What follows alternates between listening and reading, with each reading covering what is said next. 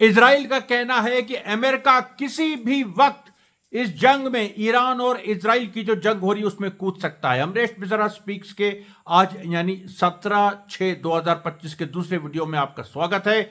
जल्दी हम आपको सारी चीजें बताएंगे। ईरान इजराइल फ्रंट पे क्या हो रहा है और उसके साथ साथ गाजा फ्रंट पे बड़ी बड़ी घटनाएं हुई। लेकिन देखिए, सबसे महत्वपूर्ण बात, क्या अमेरिका इजराइल के खिलाफ युद्ध में उतरने वाला है? क्योंकि आज दो बड़े महत्वपूर्ण डेवलपमेंट हुए। एक तो जो ईरान ने इजराइल की कमर तोड़ दी, इंटेलिजेंस उसकी तीन इंटेलिजेंस एजेंसीज पे मार के, मोसाद के हेडक्वार्टर पे मार दिया। उसके बाद एक अमन यूनिट है 8200 वहां मार दिया, और एक एरो 3 जो उसका डिफेंस मैकेनिज्म है उसको डिसेबल कर दिया। बड़ी घटना है ये। इससे इजराइल बिल्कुल हिल गया। पहले से इसकी भूमिका पहले से ही बन रही थी। नेतन्याहू ने इस तरह के बहुत सारे बयान दिए हैं जो हम जिसकी चर्चा करेंगे। लेकिन सबसे इंपॉर्टेंट बात यह है कि जो ट्रंप इस तरह की एक स्थिति में आ रहा है, दबाव में आ रहा है कि उसको उतरना पड़ेगा। यह बहुत बड़ी बात हो जाएगी। आप सोचिए कि अभी हम लोग जो कल ही मैंने एक बात कही थी कि ईरान ग्राउंड इन्वेजन के बारे में कंटेम्पलेट कर रहा हो। ग्राउंड इन्वेजन इससे तेज हो जाएगा।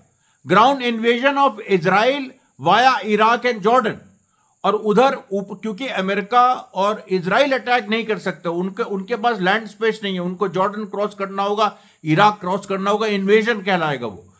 अमेरिका के बहुत सारे बेसेस इराक में हैं। सीरिया से उसने अपने बेसेस हटा लिए हैं, और बाकी सब अरब कंट्रीज में। अरब कंट्रीज में अगर मोबिलाइज करके भी इराक से अगर ग्राउंड इन्वेजन अमेरिका करना चाहे तो नहीं कर सकता है। वहां लॉजिस्टिकल प्रॉब्लम्स बहुत है लॉजिस्टिक्स में, और वो it is going to take at least months, if not months then at least 3 weeks for America to properly mobilize for a ground invasion. अब ग्राउंड इन्वेजन अमेरिका नहीं कर सकता है। अब उन लोग को ये लग रहा है कि ईरान ग्राउंड इन्वेजन कर देगा, और उसके साथ साथ ईरान ऑलरेडी एयर सुपीरियरिटी स्थापित कर चुका है। इजराइल की इससे ज्यादा कमर नहीं तोड़ी जा सकती, क्योंकि इजराइल का पूरा सैन्य ढांचा भरभरा के गिर गया है।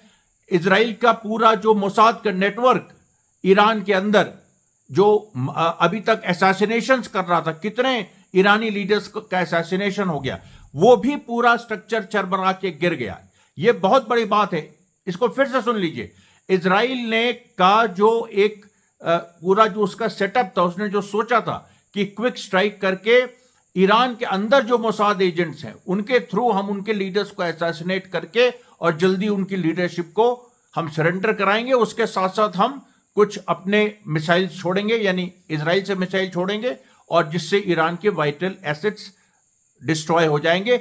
न्यूक्लियर रिएक्टर तक पहुंचने का इजराइल का वही नहीं था कि न्यूक्लियर रिएक्टर तक पहुंचेगा। उनका यह था कि 2025 जब एक बड़े लीडरशिप ईरान की असैसिनेट हो जाएगी तो ईरान की लीडरशिप जो कि अली खमेनी है वो सरेंडर कर देंगे, या उनके सामने सरेंडर की कोई चॉइस नहीं होगी। लेकिन तुम ये नहीं जानते हो, तुम ये नहीं जानते कि वो शिया रेवोल्यूशनरी थॉट की आइडियोलॉजी लिए हुए हैं इसमें, और तुम सोच रहे हो कि वो ट्रेडिशनल शिया हैं। यही प्रॉब्लम है।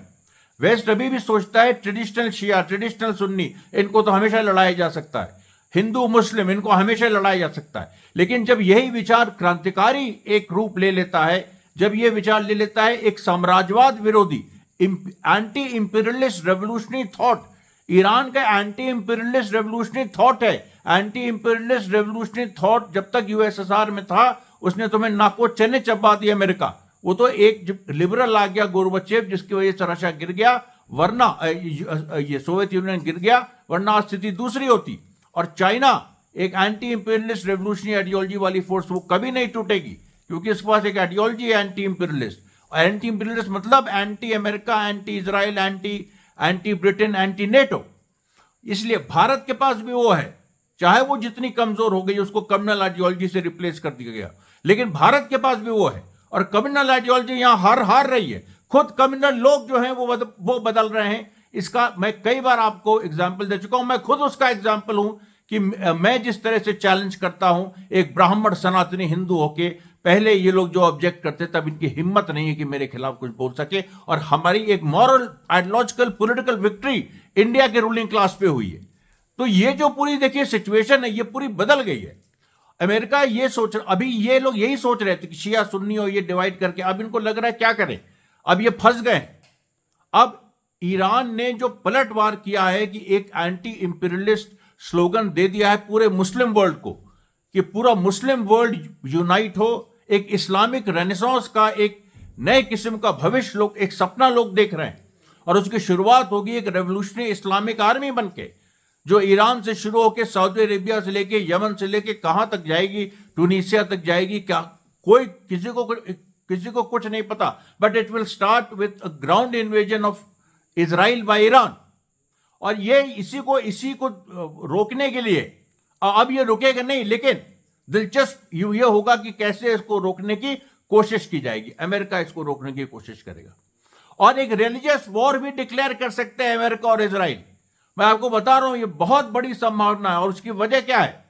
वजह 1857 है। जब 1857 में जब शुरू में विद्रोह हुआ था, अंग्रेज बुरी तरह से हार रहे थे। उन्होंने ये समझ गए वो कि जब तक रिलीजियस वॉर हम डिक्लेयर नहीं करेंगे और पूरे यूरोप को मोबिलाइज नहीं करेंगे, तब तक हम नहीं जीत सकते। और जो लखनऊ की लड़ाई हुई थी, दिल्ली तो एक 4 महीने में जबरदस्त रेजिस्टेंस के बाद दिल्ली पे अंग्रेजों का कब्जा हो गया था गफलत में।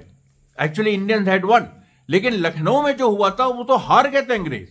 फिर मार्च 1858 में they collected an army of 35 to 50,000 from all over Europe. ये हिस्ट्री किसी को पता ही नहीं है। और उन्होंने कब्जा किया, उन्होंने जाके, और उसमें भी इंडियंस हारे नहीं, पीछे हटे। अवध में गुरिल्ला वॉरफेयर चली और बाद में ईस्ट इंडिया कंपनी के रूल को खत्म किया। तो ये देखिए, मैं आपसे ये कह रहा हूं कि ये बहुत ही बड़ी बात होने जा रही है। और इसमें सबसे इंपॉर्टेंट है the letter written by American ambassador Huckabee to Trump. Huckabee ने ट्रंप को क्या लिखा? उन्होंने कहा कि God has chosen you for this moment and this moment alone. No American president since 1945 has got this opportunity. उन्होंने उसने कम से कम 10 बार गॉड का नाम लिया। यानी पूरा जो व्हाइट एंग्लो सैक्सन प्रोटेस्टेंट, जो वॉस्प प्लस जायनिस्ट जो एक अलायंस है, ये पूरा एक, ये लोग पूरा एक युद्ध थोप रहे हैं। ये एक क्रिश्चियन भी नहीं, Protestant Christianity plus Zionist Judaism, उसको मिला के ये एक ऐसा कॉम्बिनेशन बना रहे हैं जो एक रिलीजियस वॉर डिक्लेयर करेगा ईरान के खिलाफ।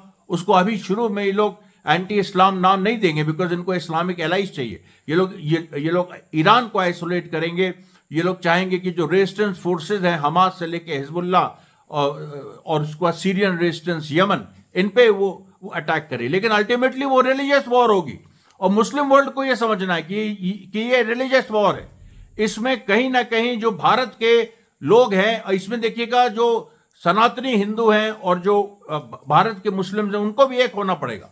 और उसके पैरेलल ये पूरी प्रक्रिया चलेगी, जिसमें देखिए पाकिस्तान से लेके अफगानिस्तान से लेके पूरा जो सऊदी अरेबिया तक, ये एक बड़ा मोबिलाइजेशन इस्लामिक फोर्सेस का, ये रेवोल्यूशनरी इस्लामिक फोर्सेस का। इसमें कोई राजा नहीं होगा, इसमें कतार का राजा नहीं होगा, इसमें सऊदी अरेबिया का राजा नहीं होगा, इसमें ओमान की सल्तनत नहीं होगी। उसके अगर कुछ प्रतिनिधि उसके चाहें तो हो सकते हैं, लेकिन कमान जनता के हाथों में रहेगी। कमान जनता के हाथों में, क्योंकि ये साम्राज्यवाद विरोधी संघर्ष है। ये उस स्थिति में पहुंच गया है। America and Israel have declared a religious war against Iran. They have declared a religious war against Iran. और इसको कभी भी, और ये this is actually naked imperialist economic interest hiding under the guise of religion. Even that religion on the basis of which they have given this call is fake. उसका कोई मतलब नहीं है। प्रोटेस्टेंट वाइट, ये जो इवेंजेलिकल, ये जो Protestantism है, मैं इसकी हिस्ट्री में जाऊंगा, आपको बहुत कुछ बता सकता हूं। लेकिन इवेंजेलिकल जो क्रिश्चियनिटी है, जिसको ट्रंप रिप्रेजेंट करता है, उसकी कंस्टिट्यूएंसी रिप्रेजेंट करती है, जो जैनिज्म के साथ जुड़ी हुई है और जो चाहती है कि दुनिया पे रूल करे, इसका एक्चुअली कैथोलिक क्रिश्चियनिटी तो छोड़ दीजिए, उससे तो वो रिश्ता ही नहीं है। प्रोटेस्टेंट क्रिश्चियनिटी से रिश्ता नहीं है। बहुत सारे प्रोटेस्टेंट नेशन इनके साथ नहीं जाएंगे, स्पेशली नॉर्थ यूरोप के। और अभी जो पूरी स्थिति है, उसमें जो जायनिस्ट हैं, जो जूडाइज्म का एक खास इंटरप्रिटेशन कर रहे हैं, इसमें जूस का बड़ा हिस्सा नहीं जाएगा इनके साथ। वो एक अलग चीज है। लेकिन देखिए ग्राउंड पे क्या हो रहा है। ग्राउंड पे पूरी तैयारी हो रही है। इसमें एक यही चीज हो सकती है कि ट्रंप को आखिर में ये लगे कि हम जीत नहीं सकते, क्योंकि ट्रंप एक प्रैग्मेटिक आदमी है। उसको ये लग सकता है हम जीत नहीं पाएंगे, लेकिन उसको दूसरी तरफ ये भी लग सकता है कि अगर रिलीजियस क्रूसेड हो गई तो हम जीत जाएंगे। हम रिलीजियस क्रूसेड, हम रिलीजन के नाम पे इटली से लेके तमाम जो ऐसे क्रिश्चियन देश हैं उनको हम अपने साथ मोबिलाइज कर लेंगे। लेकिन मूर्ख ये नहीं जानता, अच्छा ये सोच रहा है अभी नया पोप भी बना है अमेरिकन, तो जो कैथोलिक्स को, प्रोटेस्टेंट्स को और इवेंजेलिकल्स को सबको हम यूनाइट कर लेंगे। अरे इतने, लेकिन तुम नहीं कर सकते हो। अफ्रीका के तमाम जो अफ्रीका में आधे क्रिश्चियंस हैं, आधे मुस्लिम हैं ऑलमोस्ट, तुम वहां के क्रिश्चियंस को नहीं मोबिलाइज कर पाओगे। तुम एक यूरोप के भी सारे क्रिश्चियंस को नहीं मोबिलाइज कर पाओगे। It is a failed endeavour from the start what Trump is trying to do. तो इसलिए देखिए ये बहुत बड़ी बात हो गई है, ये एक नए लेवल पे चीजें पहुंच गई। और आपको मैं बताता हूं, जो देखिए आज जो डिस्ट्रॉय किया है, जो जिस तरह का डिस्ट्रक्शन ईरान ने किया है, मोसाद का बेस पे स्ट्राइक कर दिया, मेन बेस केवल कुछ मीटर से बच गया, अदरवाइज उसका पूरा चारों तरफ का एरिया वो भरभरा के गिर गया है। अमन वेयर हाउस पूरी तरह से गटित जल गया है। एरो 3 जो कुछ इंपॉर्टेंट बैटरीज थी वो जल गई हैं। इस तरह का प्रिसिशन कभी भी इजराइल एक्सपेक्ट नहीं कर रहा था। तेल अवीव को तबाह कर दिया है। तेल अवीव के कम से कम 13 स्पॉट्स पे आज ईरान ने लगातार बमबारी की है, और जिसमें तेल अवीव नहीं रह गया है।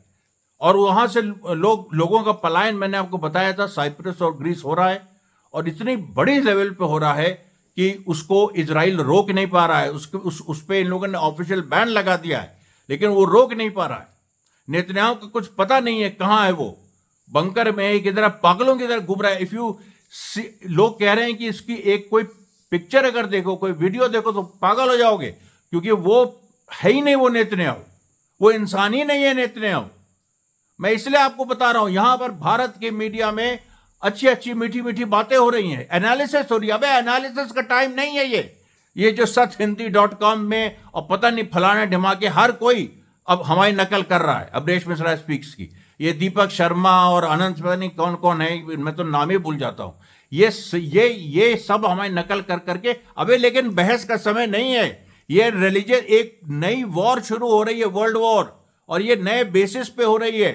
इसमें पहले दौर में एक ये लोग क्रिश्चियन जूविश क्रूसेड लॉन्च करेंगे, सो कॉल्ड, मतलब ईरान के खिलाफ, और उसको नाम नहीं कहेंगे इस्लाम, लेकिन वो ईरान के खिलाफ होगा।